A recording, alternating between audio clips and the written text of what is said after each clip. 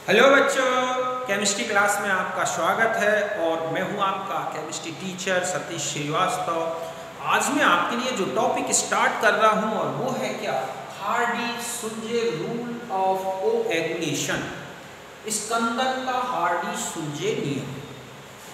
तो फिर स्टार्ट करते हैं हम अपना ये टॉपिक। तो देखो, जो कोलाइडल सिस्टम्स होते हैं इनके कोएगुलेशन की डिफरेंट मेथड्स हैं। उनमें से एक मेथड होती है एडिशन ऑफ इलेक्ट्रोलाइट, जिसमें ये बोला गया कि जब कोलाइडल सिस्टम में इलेक्ट्रोलाइट मिलाया जाता है तो उस इलेक्ट्रोलाइट के कैटाइंस या फिर एनाइंस अपने से अपोजिट चार्ज रखने वाले कोलाइडल पार्टिकल्स के चार्ज को क्या कर देते हैं, न्यूट्रल कर देते हैं। और जैसे ही कोलाइडल पार्टिकल्स का चार्ज न्यूट्रल होता है वो एक दूसरे के साथ क्या हो जाते हैं, एग्रीगेट होते हैं और क्या हो जाता है, इसका प्रेसिपिटेशन हो जाता है। तो इस तरह से इलेक्ट्रोलाइट के मिलाने से कोलाइडल सॉल्यूशन या कोलाइडल स्टेट का क्या हो गया, प्रेसिपिटेशन। ये क्यों हुआ? क्योंकि इलेक्ट्रोलाइट का जो आयन था, कैटाइन या फिर क्या एनाइन, वो क्या किया, उसने क्या कर दिया, कोलाइडल पार्टिकल्स की सरफेस के चार्ज को न्यूट्रल कर दिया। तो इस आयन मतलब इलेक्ट्रोलाइट के इस आयन को जो कि क्या कर रहा है, कोएगुलेशन, उसको बोलते हैं फ्लोकुलेटिंग आयन या कोएगुलेटिंग आयन। तो इस आयन के चार्ज और उसी की जो चार्ज मैग्नीट्यूड, मतलब इस आयन के चार्ज मैग्नीट्यूड और इसकी जो कोएगुलेटिंग पावर है, इसी का एक क्वांटिटेटिव रिलेशन इस रूल से दिया जाता है। समझ गए ना? मतलब जो इलेक्ट्रोलाइट का आयन कोएगुलेशन कर रहा है उसको बोलते हैं क्या, कोएगुलेटिंग आयन या फ्लोकुलेटिंग आयन। उसकी कोएगुलेशन पावर और उसी के चार्ज के मैग्नीट्यूड, इसका एक क्वांटिटेटिव रिलेशन ही क्या कहलाता है, हार्डी-सुलजे रूल। इसने ये कहा है कि जो कोएगुलेटिंग आयन है उसकी कोएगुलेटिंग पावर उसके चार्ज के क्या होती है, डायरेक्टली प्रोपोर्शनल है, या चार्ज के जितना ज्यादा चार्ज उतना ज्यादा कोएगुलेटिंग पावर। समझ गए ना? मतलब इसने ये कहा है कि किसी भी कोएगुलेटिंग पावर, कोएगुलेटिंग आयन की जो कोएगुलेटिंग पावर है वो उसके चार्ज के क्या है, डायरेक्टली प्रोपोर्शनल। मतलब greater the charge greater the coagulating power. समझ गए ना? और यही मैंने लिखा है कि this rule related to the coagulating power of flocculating ions. ये फ्लोकुलेटिंग आयन या कोएगुलेटिंग आयन इसकी कोएगुलेशन पावर से रिलेटेड है। इसने कहा है कि ग्रेटर द वैलेंसी और charge of the flocculating ion greater will be its coagulating power। मतलब किसी स्कंदक आयन की संयोजकता या आवेश जितना अधिक होगा उसकी स्कंदन क्षमता उतनी अधिक होगी। क्यों? क्योंकि सीधा सा है कि जो फ्लोकुलेटिंग आयन है उसका चार्ज और जो कोलाइडल पार्टिकल्स हैं उनका चार्ज एक दूसरे के अपोजिट होते हैं और न्यूट्रल हो जाते हैं। तो ऑटोमेटिक है कि जो कोएगुलेटिंग आयन है उसका चार्ज ज़्यादा होगा तो वो जल्दी क्या कर देगा, जो है कोलाइडल पार्टिकल्स के चार्ज को न्यूट्रल कर देगा। इसी बेस पर ये रूल दिया गया है। ठीक है, जैसे हम एक समझें कि coagulating power of cations for coagulation of negatively charged system. तो आप देख रहे हैं कि ये है कोएगुलेटिंग आयन। ये क्या है, कोएगुलेटिंग आयंस। ठीक है, किसके आयंस हैं ये, इलेक्ट्रोलाइट के। तो इनमें जितना ज्यादा चार्ज होगा वो नेगेटिवली चार्ज कोलाइडल सिस्टम को उतना ही जल्दी क्या कर देंगे, कोएगुलेट कर देंगे। क्योंकि देखो, अगर हम कहें कि एल्यूमिनियम का सबसे ज्यादा क्यों है कोएगुलेटिंग पावर, क्योंकि +3 है, उससे कम +1 का है, 2 का है, फिर उससे कम +1 का है। तो जितना ज्यादा चार्ज उतनी ज्यादा कोएगुलेटिंग पावर। ऐसे ही अगर हम एनाइंस की देखें, किसके लिए, फॉर, ठीक है, पॉजिटिवली चार्ज, ठीक है, कोलॉइडल सिस्टम। तो हम ये देखेंगे कि इसका चार्ज, नेगेटिव चार्ज जितना ज्यादा होगा वो पॉजिटिवली चार्ज कोलॉइडल सिस्टम को उतने जल्दी ही क्या करेगा, कोएगुलेट करेगा। तो इसमें 4-, इसमें 3-, इसमें 2-। तो सबसे ज्यादा कोएगुलेटिंग पावर किसकी होगी, इस नेगेटिव आयन की। क्योंकि चार्ज एक दूसरे को बैलेंस्ड करते हैं, न्यूट्रल करते हैं, तो उनके जो नंबर्स हैं नेगेटिव और पॉजिटिव नंबर बराबर होने चाहिए। तो इसका मतलब है कि इसका 4 माइनस है, इसका 3 माइनस, तो ये 4 माइनस 4 प्लस 4, ठीक है। जो पॉजिटिवली चार्ज कोलाइडल सिस्टम उसके 4 प्लस को न्यूट्रल कर देगा, जबकि ये 3 प्लस को न्यूट्रल करेगा, ये 2 प्लस को न्यूट्रल करेगा, ये 1 प्लस को न्यूट्रल करेगा। ऐसे ही यहाँ देख लो, तो सीधा सा है कि कोएगुलेटिंग पावर, हम यहाँ सीधा एक शॉर्ट में कह सकते हैं कि कोएगुलेटिंग, ठीक है, power of ion directly proportional to the charge of coagulating ion. अब चाहे वो कैटाइन हो और चाहे एनाइन हो, जितना ज्यादा चार्ज उतना ज्यादा कोएगुलेटिंग पावर। यही है हार्डी सुलजे नियम। समझ गए बच्चों कि किसी भी आयन की स्कंदन क्षमता उसके आवेश के समानुपाती है। आवेश ज्यादा तो स्कंदन क्षमता ज्यादा। जैसे कि ऋणावेशित कोलाइडल सिस्टम को हमें स्कंदित करना है तो ये पावर होगी, एल्यूमिनियम में 3 प्लस है इसलिए सबसे ज्यादा पावर होगी, धीरे धीरे घटती है। ठीक इसी तरह से अगर हम एनाइंस की बात करें जो कि धनावेशित कोलाइडल सिस्टम को न्यूट्रल करेंगे तो ये ऑर्डर आएगा। क्यों? क्योंकि यहाँ सबसे ज्यादा नेगेटिव चार्ज है। तो इस तरह से आप कह सकते हैं कि स्कंदन क्षमता जो आयन की है वह है आयन के आवेश की क्या है, समानुपाती है। इसे ही बोलते हैं हार्डी सुलजे नियम। तो समझ गए होंगे आप इसे, तो आप इसे नोट करें।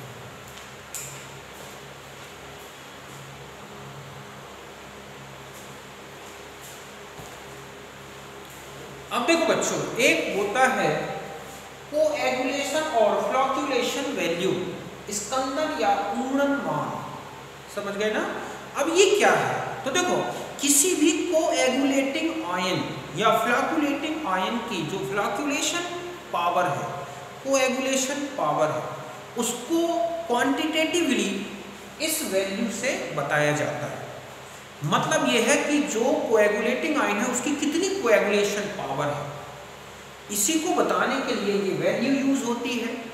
ये क्या कहता है कि 1 लीटर कोलाइडल सिस्टम लिया जाए और उसको कंप्लीट कोएगुलेट किया जाए, स्कंदित किया जाए, तो इसके लिए जो कोएगुलेटिंग सब्सटेंस है उसके नंबर ऑफ मिलीमोल्स ही क्या कहलाते हैं, कोएगुलेशन वैल्यू। मतलब total number of millimoles of flocculating substance which required for complete precipitation या coagulation of 1 liter of colloidal system।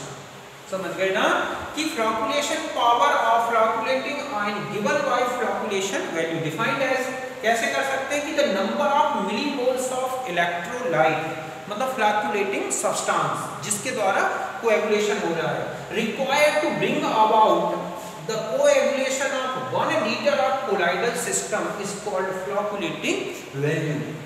ठीक है, it is inversely proportional to the charge of flocculating ion। ये भी बता दूं कि जितना ज्यादा फ्लॉक्यूलेटिंग आयन का चार्ज होगा उसकी फ्लॉक्यूलेशन वैल्यू उतनी ही कम आएगी। क्यों? क्योंकि ज्यादा चार्ज तो वो ज्यादा क्या करेगा, कोलाइडल सिस्टम को न्यूट्रल करेगा। तो इस तरह से हमें कम अमाउंट की जरूरत होगी। तो आप समझ गए होंगे कि total number of millimoles of electrolyte या हम कहें कि coagulating substance which required for coagulation of complete coagulation of 1 litre of colloidal system. समझे बच्चों? 1 लीटर कोलाइडी तंत्र को पूर्ण रूप से स्कंदित करना है तो इसके लिए जो क्या लग रहा है, जो फ्लॉक्यूलेटिंग सब्सटेंस है या इलेक्ट्रोलाइट उसके मिलीमोल्स की संख्या को ही हम क्या बोलते हैं, स्कंदन मान या पूर्णन मान। यही मैंने लिखा है कि किसी स्कंदक आयन के मिला, ठीक है, स्कंदक आयन या विद्युत अपघट्य, बल्कि हम क्या लिखें, विद्युत अपघट्य स्कंदक पदार्थ के मिलीमोलों की संख्या जो 1 लीटर कोलाइडी तंत्र के स्कंदन के लिए क्या है, आवश्यक होती है, उस आयन का पूर्णनमान कहलाता है। पूर्णनमान आयन के आवेश के क्या है, व्युत्क्रमानुपाती। मतलब अगर आपसे पूछा जाए कि मैंने लिख दिया Al+3, ठीक है, और Mg+2 और Na+3, अगर ये दे रखे हैं और मैंने कहा कि 1 लीटर कोलाइडल सॉल है, मान लो आर्सेनिक सल्फाइड और इनसे हमें क्या करना है, कोएगुलेटेड करना है, तो इनका उन्नत मान या फ्लॉकुलेशन वैल्यू क्या होगी, तो सीधा सा है ये आएगी। मतलब जितना कम चार्ज उतनी ही ज्यादा उसकी क्या होगी, कोएगुलेशन वैल्यू होगी या फ्लॉकुलेशन वैल्यू होगी, क्योंकि इसकी ज्यादा अमाउंट जरूरत होगी, इसकी कम अमाउंट जरूरत होगी। तो चार्ज देख के भी हमें इनकी फ्लॉकुलेशन वैल्यू बता सकते हैं। तो ये हम एग्जांपल देखते हैं, पहले आप इतना नोट करें। ओके,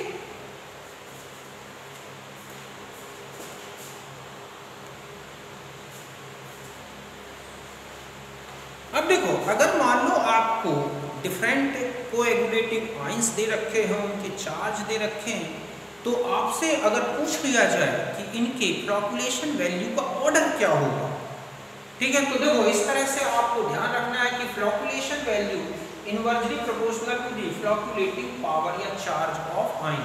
चार्ज ज्यादा तो फ्लॉकुलेशन वैल्यू कम, चार्ज कम तो फ्लॉकुलेशन वैल्यू ज्यादा। जैसे हम यहाँ ने 1 लीटर फॉर, ठीक है, आर्सेनिक सल्फाइड AS2, ठीक है, S3, इसका हमें क्या करना है, 1 लीटर ऑफ कोलाइड है ये, ठीक है, कोलाइडल सिस्टम, इसका हमें कंप्लीट क्या कराना है, इसका अंदर कराना है कोएगुलेशन कराना है। तो देखो एल्यूमिनियम आयन ये और ये, तो आप देख रहे हैं कि सबसे कम जो फ्लॉकुलेशन वैल्यू है वो एल्यूमिनियम 3+ के लिए आएगी, सबसे ज्यादा किसके लिए, Na+, क्योंकि यहाँ चार्ज कम है तो ये वैल्यू ज्यादा हो जाएगी, यहाँ चार्ज ज्यादा है तो ये वैल्यू कम हो जाएगी। इसी प्रकार अगर नेगेटिव आयंस की फ्लॉकुलेशन पावर या वैल्यूज पूछी गई हो तो ये ऑर्डर ध्यान रखना है, मतलब आपको चार्ज ध्यान रखना है, चार्ज ज्यादा तो फ्लॉकुलेशन वैल्यू कम।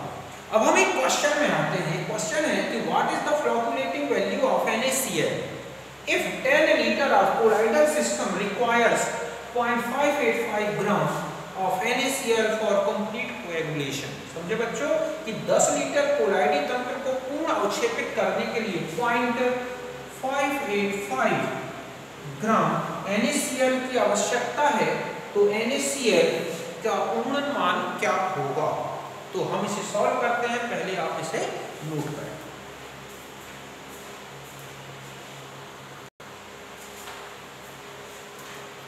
अब देखो हम इसे सॉल्व करते हैं। सबसे पहले हमें क्या करना होगा, NaCl के मिलीमोल्स निकालने होंगे। तो हम पहले यहाँ लिखेंगे, ठीक है, कि मोल्स ऑफ NaCl, ये कितने हो जाएंगे, 0.585 अपॉन 58.5, मतलब 10⁻⁻² मोल, ठीक है। अब मैं इसको मिलीमोल में चेंज कर लूं तो मिलीमोल्स कितना हो जाएगा, मोल्स, ठीक है, इंटू 10⁻³ तो 10⁻², ठीक है, तो ये आ गया कितना, 10 मिलीमोल्स, मतलब है एक मोल में 1000 क्या होते हैं, मिलीमोल। मतलब यहाँ ध्यान रखना है कि 1 mole equal to 10⁻³ millimoles. Okay, तो इस तरह से। अब यहाँ देखो आप कि 10 लीटर, ठीक है, कोलाइडल सिस्टम